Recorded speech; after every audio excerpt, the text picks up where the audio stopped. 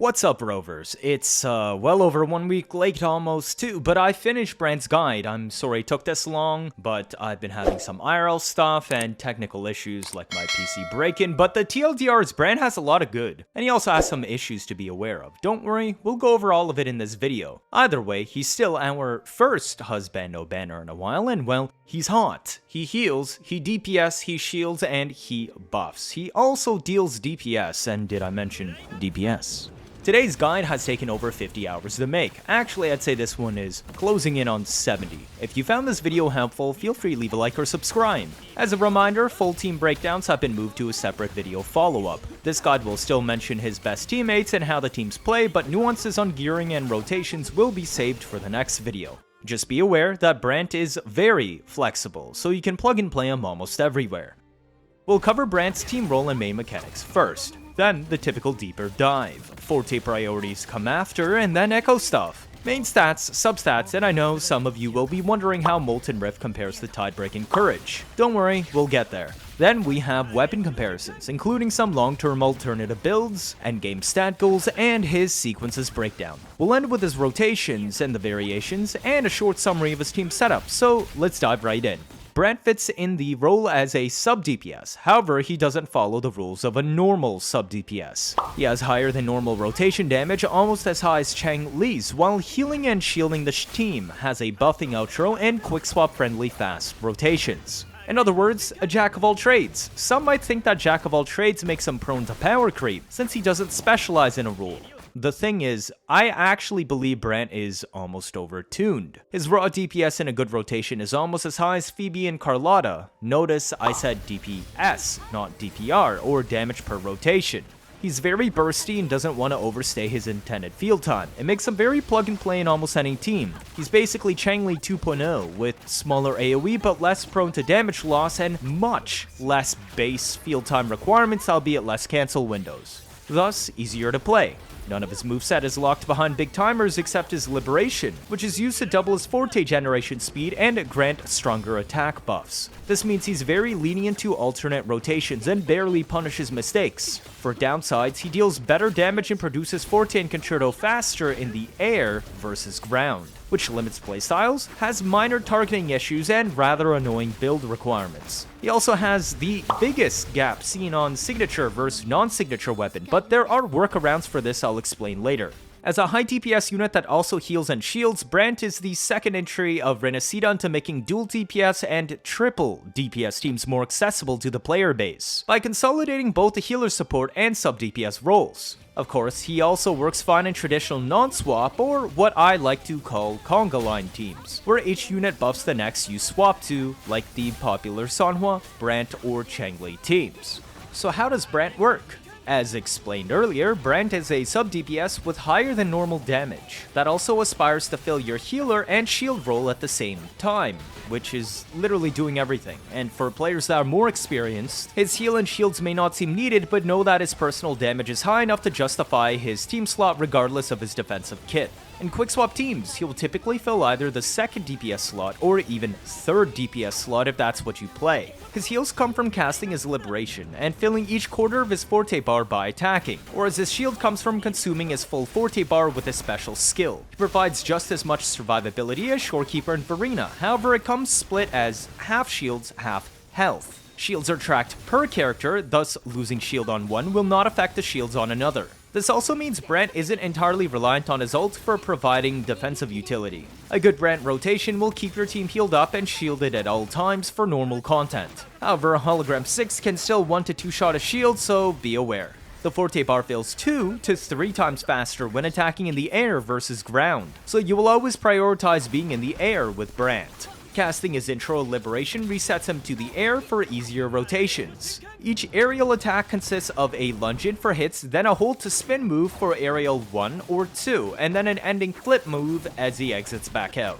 He can attack up to 4 times in the air, and only aerial 1 and 2 have the hold to spin. He will do the ending flip after each attack even if you swap off mid-spin. Swapping off immediately ends any aerial combo and skips to the flip. If you touch the ground with anybody on the team, not just him, it will reset his combo to aerial 1.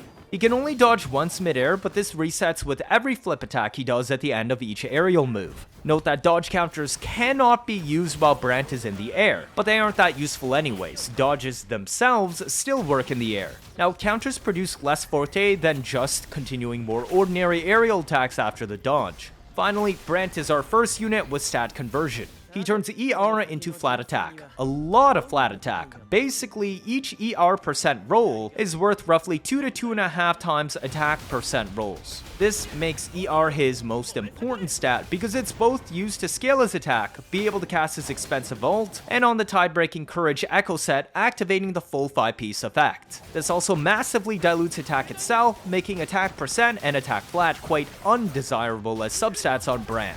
For once, basic percent is clearly better. The same dual scaling benefit is why his signature is roughly 35% better than R1 Emerald of Genesis. The biggest difference of any unit yet, aka if you want to play him as a main DPS, I would recommend his weapon, but we'll get into that later. Let's look at his Forte priorities next. About half of Brant's damage output comes from his Forte tree, making it the highest priority of them all. It's also his only source of team shields, giving even more reason to focus on this tree. The rest of his damage output is quite evenly spread between his Liberation and normal tree. If you play him as SubDPS, his normal tree is only slightly ahead of his Liberation. However, if you play him as main DPS, his normal tree gets far more use and is recommended above his Liberation. Skill is absent in the standard SubDPS rotation and is only used for activating weapon passives, or balancing concerto generation in dual or triple DPS Quickswap teams. Brant's intro only deals damage, and leveling it does not affect any of his gimmicks. His inherent skills are arguably more important than his skill in intro trees, granting partial hyper armor and 15% fusion damage when using aerial attacks. There's also a token heal bonus buff for each trigger of his Forte bar. Still lost on how his Forte circuit works? No worries, let's dig deeper. Brant's Forte bar resource is called Bravo and holds up to 100. It is gained from performing intro or any kind of basic attack, including ground, aerials, plunges, and any kind of counter, as well as casting his default ground skill that launches him in the air. Casting Liberation grants him a flame status, which grants all attacks double the default Bravo gain. Notably, aerial attacks already produce roughly 2 to 3 times the amount of Bravo as ground attacks in the same time, meaning he really doesn't want to be grounded. Additionally, his hold to spin attacks produce the highest amount of Bravo per second, specifically the aerial 2 hold, and are his best tools for cycling his rotations quickly. His intro grants 25 Bravo, or 1/4 of his entire bar, making it relatively important for smooth rotations. Every 1/4 of Forte he fills, it triggers his Waves of Acclaim passive, which inflicts a small party-wide heal. This ranges from 1 to 1500 per proc on a finished build, totaling 4 to 6k every rotation. Finally, reaching a full Forte bar will replace his skill with Return from Ashes, his main nuke that hits roughly 3 times as hard as his Liberation. It grants 20 Concerto on cast and produces another 30 Concerto overall from subsequent hits. Since it is technically worth 50 Concerto overall, it is your main way to end his rotation quickly to outro. Note that the 30 Concerto produced from direct hits are extremely delayed towards the end of the super long cast animation, and will force you to wait an extra 2 seconds for the Concerto. The lock-on position is also determined at moment of cast, meaning you need the enemy to not move away during those 2 seconds to connect a big hit. You have 2 options, either quick swap off during the anchor to cast moves on other characters, or pre-charge Brant's Concerto high enough that the initial 20 Concerto from casting Return from Ashes allows him to outro immediately. Note that pre-charging his Concerto this way will make the anchor's 30 direct hit Concerto count towards the next rotation instead. Be careful with this, as it can also make his later rotations Concerto fill up faster than expected. Finally, the anchor's direct hit 30 Concerto is split up into 9 from the early hits, and 21 with a final main hit AoE. While the anchor appears to directly hit the enemy for big damage, what actually happens is once it hits the ground, it spawns a delayed AoE around Brant. It takes roughly 3/4 of a second for the AoE to come out, and follows you instead of the anchor itself. If your anchor kills the enemy or misses and there's nothing left to hit with the AoE, you can quickly dodge to reposition closer to new enemies and cause the AoE to hit them. The 21 Concerto from the final hit is produced from the AoE itself and is only granted if it actually damages an enemy. Do not dodge before the anchor hits the ground, else you will cancel the move itself completely. Hopefully this knowledge will help you make Brant more consistent in wave-based content like Wuwa or faster bosses like Mephis. To avoid the reliance on the AoE's 21 Concerto and Quickswap teams, it is recommended to set up his rotation in Aweigh, where his initial 20 Concerto on return from Ash's cast is enough to outro. This is less of an issue and non-swap where he can dodge the reposition the delayed AoE explosion. Finally, his Forte circuit includes his energy recharge to AtkFlat conversion passive. It caps out at 280% ER. Realistically, this isn't reachable, but most Brant builds can comfortably reach between 250 to 270 for most of its effect. At base, it converts every 1% ER above 150 into 12 attack, which is worth slightly more than 1% attack. But if his Liberation was casted, it instead grants 20 attack per 1% ER for the next 12 seconds, which is equal to about 2% attack. In practice, the non-Liberation passive is worth about 1200 to 1400 attack on most builds, whereas the Liberation passive is worth 2000 to 2.3k. Thus, the value of attack percent rolls on Brant is cut roughly in half, since he not only has lower base attack than normal, but he can get the amount of bonus raw attack a typical fully built unit has entirely from just his passive. It's not uncommon for a fully built Brant with his Liberation passive actively hitting nearly 4000 attack before any team buffs apply. The consequence? He hits nearly 2 times as hard as other units out of the box. However, he loses this buff as soon as he casts Return from Ashes or 12 seconds pass. 9 times out of 10 you will cast Ashes first. Thus, while sky-high DPS competitive with the best, it only lasts for a very short duration. It also means that team attack percent buffs are not as good on him. But it also means he doesn't need much buffs to deal good damage, giving him an edge in DualDPS and TripleDPS teams, even in absence of buffs. You can easily hit well over 100k on his Return from Ashes, even with just Overture and no buffs present at all. Brant's Liberation serves 2 main purposes. The first is his extremely high poise damage. It is very likely to launch or interrupt the moves of elite enemies with its massive AoE. The second is granting the Aflame and My Moment buffs, which replace Theatrical Moment.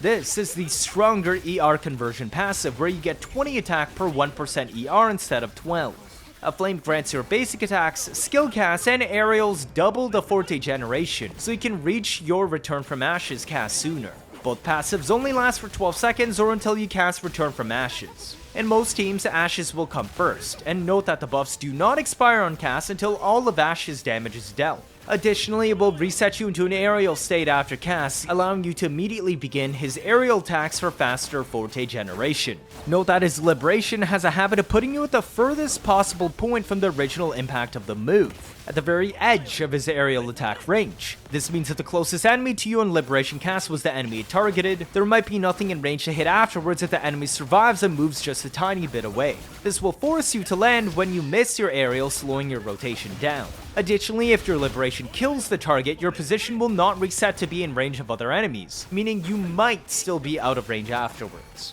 Brant's Resonant skill has 2 functions as well. On the ground, it launches you into the air, doing good damage while also producing some Forte and Concerto. In the air, it functions as his plunge attack. This is because Brant cannot normally plunge using his basic attacks. Regardless, the ground launch move is not used in Brant's standard rotations, but holds an important spot in Quickswap teams. It allows you to reset aerial states while also dealing damage or producing enough Concerto to allow you to outro immediately on Return from Ashes cast instead of needing to wait for the anchor to land for plus 30 Concerto. The plunge move is used even less often and is extremely situational and sometimes used before casting his Liberation for extra Concerto and Forte.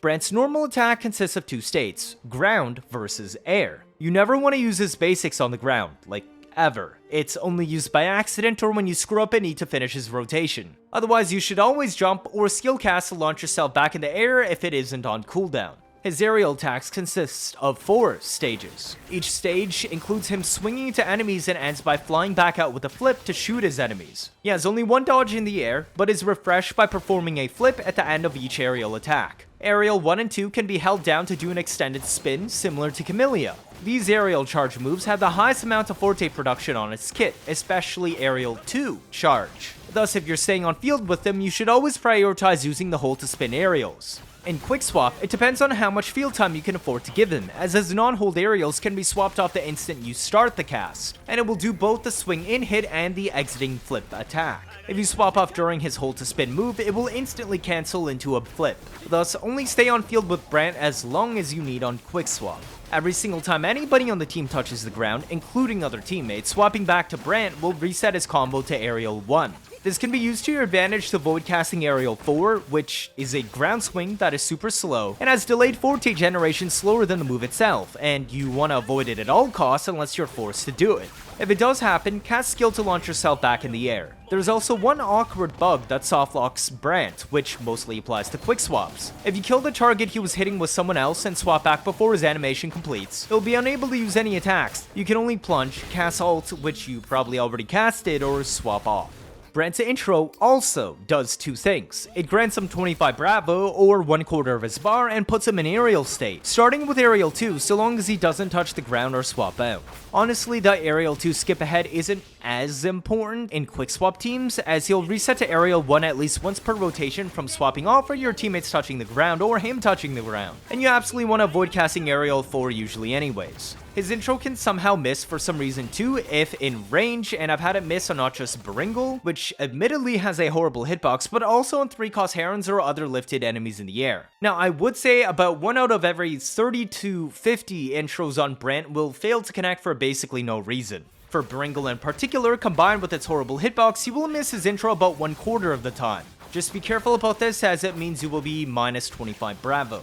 Brant's outro is a classic damage amplify. It grants fusion plus 25% and skill plus 20% final damage multipliers to the next resonator for 14 seconds, or until they swap out. Realistically, you only have 3 characters that can use this. Changli gets the full buff, whereas Carlotta and Jinhsi only get the skill amplify. However, most of Changli's rotation is already quick swapped because it's super slow to cast. Usually Brant's outro will only buff Changli's Flaming Sacrifice into Liberation back into Flaming Sacrifice combo in quick swap teams. Changli Hypercarry can instead retain the buff for her entire on-field time, but her lackluster personal damage versus her field time means that this only really lets non-swap Changli bring up to standard main DPS damage, rather than being impressive, restricting the 3rd team slot to just Sanhua or healer for it to be good. Brant's inherent skills are incredibly simple. His first, Voyager's Blaze, just increases his Forte bar's healing by 20%. In practice, this is just 1000 to 1200 extra heal across the entire rotation.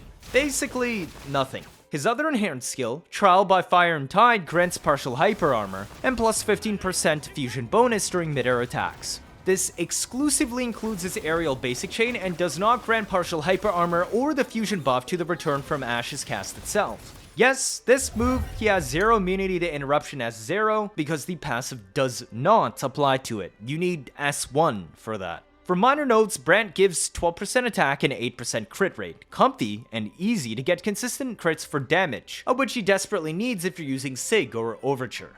Echo discussion time? TLDR, Tidebreaking Courage is always better than Molten Rift. It's just that you need 250 ER for the 5-piece set to work properly. How much better is Tidebreaking? Roughly 10% more overall damage compared to Molten Rift in all situations. You may think that isn't much, but once you combine that with not having a Sig, the gap really starts to shine. Simply put, if you're using an ER weapon, you can hit 250 ER with some investment, and you should always be using Tidebreaking Courage. If you're not using an ER weapon, you won't be able to hit 250 ER no matter what, and should be using Molten Rift. Now, there is an exception for R5 Emerald of Genesis I'll explain later in the weapon section. For Tidebreaking Courage, you can squeeze in Dragon of Dirge 4-cost Echo when you have a free moment on Brant. And on swap, this is usable after his Anchor final hit, or if you choose to plunge immediately after intro but before casting ult. In quick swap, just squeeze it in the beginning, or once again after his Anchor hit. For Molten Rift, while normal Inferno Rider gives basic percent buff, I wouldn't use it. It adds 2 seconds to his roughly somewhat under 8 seconds rotation, and it slows him down a lot. It's not worth the extra 12% basic buff. Plus, you have to stay on ground to use it. The Nightmare Rider can be squeezed between quick swaps or just not cast it at all, since it still grants us plus 12% fusion and plus 12% skill on just equipping it in the top slot. On Tidebreaking Courage, do whatever you need to reach 250 ER. For most builds, this means ER 3 cost for 43311. Do not use 33311 with 3 times ER main stats. This is worse than just using Molten Rifts at 43311. Also, don't use Fusion ER on Tidebreaking Courage unless you have Signature, since it can still reach 250 ER. And that's higher damage than 280 ER with 2 times ER 3 cost, but any other weapon can't actually hit 250 realistically with Fusion ER on Tidebreaking Courage. Note that there's barely difference between these two situations on Signature, only if you can change the extra ER rolls for a more basic percent substats. Otherwise, you're going to be losing about 8% damage. An Overture build, on the other hand, will want 3 ER substats for 2 times ER 3 costs on Tidebreaking, whereas Unflickering Valor would want 3 to 4 ER substats if you go Fusion ER. But if you have Signature and your rolls are absolutely horrible, his Signature can rock double ER 3 costs with 0 ER substats and you'll sit at 251.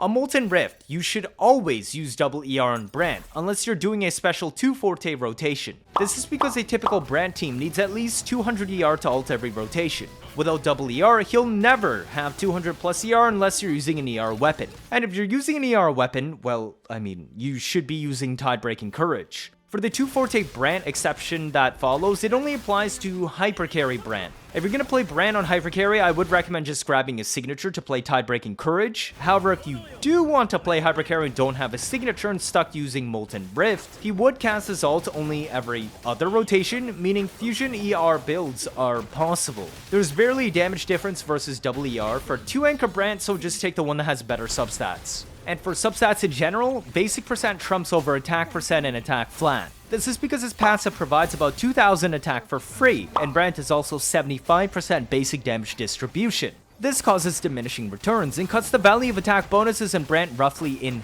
half. Usually, attack percent is only worth about 1.5 times as much as damage percent on most DPS that have 70% plus distribution to a preferred type. So if I have the worth of attack percent on Brant, then obviously damage percent will now be better as he's 75 basic percent. To sum it up, first, get enough ER on Brant to ult consistently, which is a bare minimum of 200 plus. Then go until at least 250 ER if you're playing Tidebreaking Courage. Then chase crits, because they are the next best choice and basically equal. Finally, grab any basic percent you can get for leftover, as attack flat sucks on Brant and attack percent is usable. Brant has the most unusual weapon selection for build options. Perhaps the most polarizing is his Signature charting roughly 35% overall improvement over R1 Emerald of Genesis, and this is the biggest gap to a 5-star standard to date. However, his Signature is absolutely not mandatory, which I'll explain later. First, recall that Brant's absurd attack passive grants him extremely high raw damage independent of buff sources, which allows him to still function as a SubDPS or DualDPS even without his Signature. Otherwise, ER weapons double dip on him by granting me enough ER to ult consistently for its buff effects, and granting conversion to massive amounts of attack flat. This means ER weapons like Overture will perform better than expected, whereas Emerald of Genesis refinements for the ER passive also directly contribute to better DPS. Now, first up is his titular signature, Unflickering Valor. This flaming sword boasts a massive 77% mainstat to take most advantage of double dipping stats. Then it provides crit rate as part of its passive, which scales with refinements, the first of its kind. Otherwise, we get a very simple plus 24% basic damage on ult cast for 10 seconds, and a separate plus 24% basic again on basic damage for 4 seconds, or plus 48% overall, which is actually pretty low for a signature, but this was needed, otherwise the gap between his signature and Emerald would have been even bigger. But it's actually misleading, hear me out. On Camellia, they made a power creep sword to beat Emerald of Genesis being busted, whereas on Brant, they gave him a power creep kit that makes ER weapons specifically better than they really are. We can see this because they made Camellia's weapon passive lock out part of its effect on other characters, but remains a good weapon. Even with Brant's massive attack flat passive diluting Red Spring's plus 12% attack passive and 40% basic damage missing, it still ended up being a 5% damage increase over R1 Emerald, which even carries its own ER passive for stat conversion. On the other hand, while his signature is a 35% increase, no one else wants to use his sword, since no other DPS unit has that ER to attack conversion, nor need that much ER to cast ult reliably. So, Kuron has introduced crit rate, crit damage, and now ER main stats for DPS signature weapons. There are 5 weapon types in the game. The odds of a new DPS character being a sword user and also ER scaling is 1 in 15. Realistically, the odds are even lower because Kuro doesn't want you to use Brant's weapon on someone else. The next ER scaling DPS absolutely won't be a sword user to convince you to pull for their shiny new ER signature again. That is the price you pay for pulling a signature. It will never be used on anyone else for the next several years. If you want the best bang for your buck right now and you really like Brant, grab his signature. It is no doubt the biggest DPS gain he can get, and weapon banner is 100% guaranteed, but if you're fine with waiting and playing the long game, skip it and listen to me. While R1 Emerald of Genesis ranks at 100% only, R5 Emerald of Genesis ranks at 109. But this is on Molten Rift. At R5, Emerald of Genesis now grants plus 25.6% ER from its passive, and can actually hit 250 ER and use Tidebreaking Courage. This might take a while to reach, as I myself, who has been slowly gunning for R5 Emerald now from the beginning, only have 4 copies after about 9 months. Not only will I probably reach R5 in less than half a year, but an R5 Emerald on Tidebreaking Courage ranks at 118, or only about 16% to 17 behind his signature. On top of this, it uses the same Echo build as an Overture, 2 times ER3 cost with 5 times ER substats. Finally, an R5 Emerald is infinitely more useful for your account as a whole, as any sword DPS can use it, and the 25.6% ER passive reduces your reliance on ER substats when farming for new roles on new units. The game has an absurd amount of sword DPS units after all. We're already at 5 with plus 2 really good sub-DPS on top. It's the most out of any weapon type, even more than rectifiers. Therefore, if you're already slowly working towards an R5 Emerald for a while, keep at it.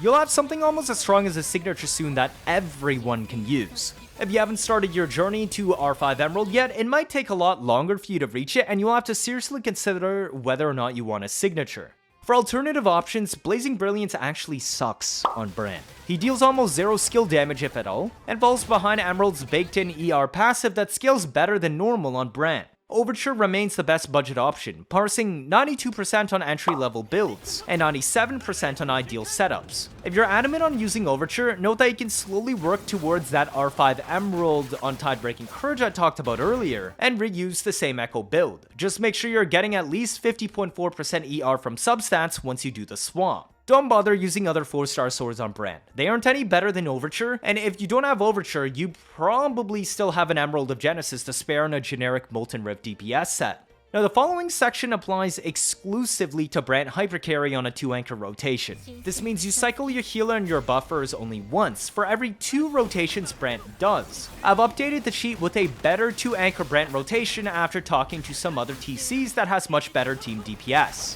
However, this has changed weapon ranking since my original community post. The current fastest 2-anchor Brant teams use a rotation that makes a signature incapable of having 100% buff uptime. This makes dupes refine worse for overall damage versus 1-anchor Brant, gaining only 25% DPS, going to R5 instead of 28% more damage. However, the new rotation is also worse on Emerald of Genesis and makes it largely incapable of having more than 1 stack of its attack bonus passive, whereas 1-anchor Brant would sometimes even reach 2 stacks. R5 Emerald, though on Tidebreaking Courage, remains roughly the same. If you manage to achieve all that we've discussed so far, then his endgame substats before any buffs should look a little bit like this. Do keep in mind these are scaled to level 90 with maxed out Forte, so it can take some time to reach this. Brant's sequences do not alter his rotation mechanics and revolve entirely around damage. Therefore, expect his gameplay loop to remain the exact same. While his S2 does grant extra effects to his outro, it again is just off-field damage and does not alter team rotations. All math was done assuming R1 Unflickering Valor. Note that all values are quoted in vacuum for a 1 Forte Brant rotation and will be slightly diluted in full team comps. His main stopping points are S1, S2, and S6. Alright, just FYI, Brant has the strongest S1 and S2 in the game. They really trying to sell him to the husbando enjoyers, it seems, to break the free-to-play wallet. S1, S2, and also Signature. Imagine. And we already had Yao and GN reruns over the past few months. But S1 is a big quality of life improvement, slowing enemies in an AoE by 95% for the full duration of your return from Ash's cast or until you swap off. The last bit is a bit of a fingy to Quickswap teams, but this is just the cherry on top bonus. The real treat is a poorly worded 20% attribute bonus that stacks up to 3 times, lasting 5 seconds. It triggers from intro and every aerial flipped. You'll always be at plus 60% bonus by the time you cast Return from Ashes, which makes up literally half his damage output in a rotation. So S1 is a beefy 18% increase over S0, and S2 ramps this much more, giving Brant a permanent 30% crit rate boost for all mid-air attacks and casting Return from Ashes. This affects about 70% of his DPS output in a rotation. On a full build, this easily reaches 100% crit rate even without a crit weapon or Shorekeeper. You can even swap his 4 cost to crit damage, especially if you're using Shorekeeper. On top of this, his outro now attacks the enemy off field with 440% fusion as basic damage whenever your next Resonator casts skill. It can do this up to twice per second, and you only have 20 seconds to use both stacks. Do note that stuff like Sanhua's amplifier outro would obviously no longer apply to it. Each of these hits will deal 30 to 40k damage on average before any kind of buffs, and it adds up fast. S2 is 40% stronger than S1 and 1.65 times as strong as S0. S3 is a simple buff to Return from Ashes, multiplying its motion value by an extra 42%. Because it makes up half your rotation DPS, this corresponds to a 21% DPS increase over S2, and it's 2 times as strong as S0, but once again, it's not as good of an improvement as S2 and doesn't really change any quality of life. S4 is basically useless. It makes Brant grant a bigger shield and better heals, and how much more? Plus 1.5 to 2k shield on base 9k or so, and plus 1.5 to 2k heal on base 7k.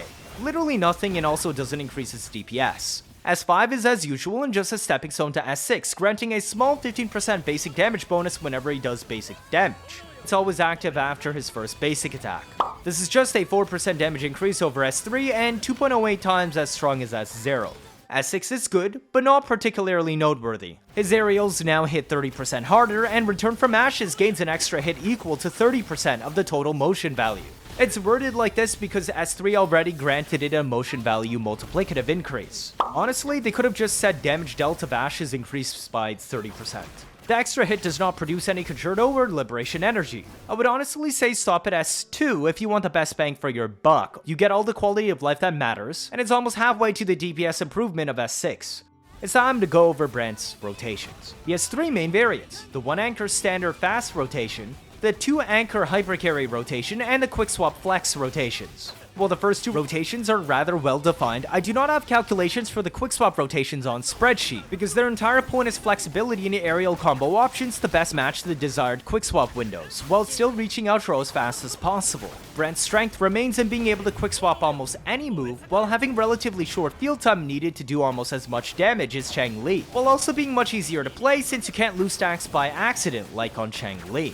Let's start with the standard 1 anchor Brant. This is most suited for DualDPS or Conga line teams where he isn't the hypercarry, such as buffing Changli or Chixia. It is recommended to precast Dragon of Dirge and or his skill outside of his main rotation for extra damage, concerto, and liberation energy, but not required. Otherwise, when you intro Brant, you immediately cast Liberation. This allows all of your damage to benefit from his My Moment passive, the stronger version of the ER2 attack conversion. Then, you just hold down attack until his Forte bar is full. This will cause him to go into Aerial 2, Charge Spin, the Flip, and then Aerial 3 plus Flip. If nothing missed, you should be able to cast Forte. Otherwise, it's actually faster to plunge into the enemy with skill to get the missing 2-3 Bravo, then cast Aerial 4.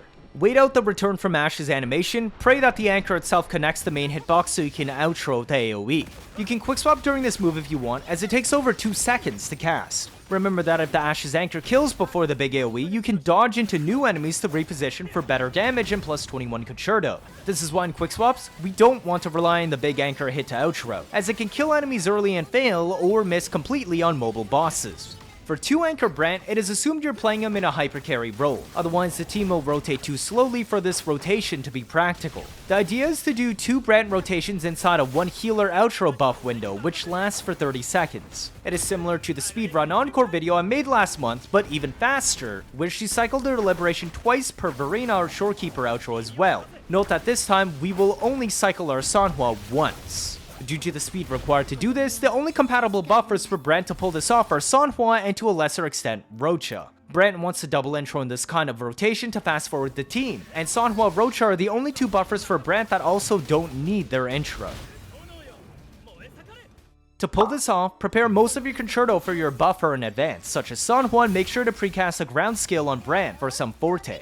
Eventually intro Brant and then hold spin on his aerial 2, complete aerial 3 and 4, and swap off right when he reaches the ground to your buffing unit, like Sanhua, so she doesn't have to plunge. Skill in Heron to complete her rotation and then outro back into Brant. The second intro should grant just enough Forte to let him immediately cast Return from Ashes, Liberation cancel as soon as the AoE big hit happens, and start using aerial attacks again. Only hold aerial 1 long enough to do the extra 2 hits from aerial 1 charge, as you do not need the full spin. Then hold down aerial 2 to do the full aerial 2 spin. Then attack 1 more time for aerial 3 plus flip and your Forte should be full so that you can cast Return from Ashes a second time. Outro as it lands and makes the AoE to reset the team into your supports. Rinse and repeat. For Quickswap Brant, the main idea is to swap off between each attack, meaning you'll need to decide if you're going to hold spin or not for more concerto and Forte on each move.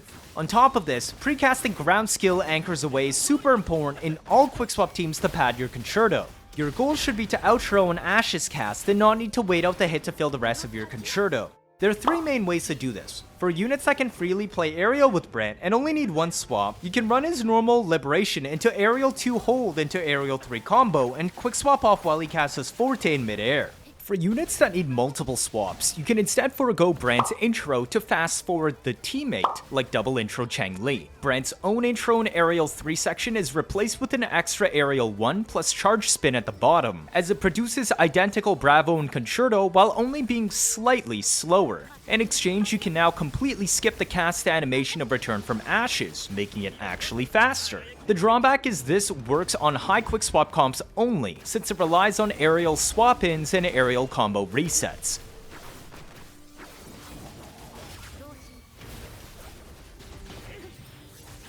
You may or may not also need to squeeze in a swap cancel skill cast on the ground outside of his main rotation. For units that want to reach the ground, like Carlotta, you can plunge after intro into aerial 2 hold with Brant or the other character, depending on who the plunge action benefits more. For example, plunging with Carlotta prevents her from doing her swap and kick. When you swap back to Brant and cast Liberation, he'll be reset to aerial 1 instead of 2, because of the swap off or touching ground. Hold spin aerial 1 and you'll be able to cast Ashes and you can instantly outro, skipping the Forte animation. If you want 1 extra quick swap window, you can instead remove the aerial 2 charge and replace it with an extra aerial 1 plus flip at the very end of Brant's rotation before casting Ashes to outro. You may or may not also need to squeeze in a skill cast before his Liberation. All 3 of these are used in different kinds of Brant quick swap teams.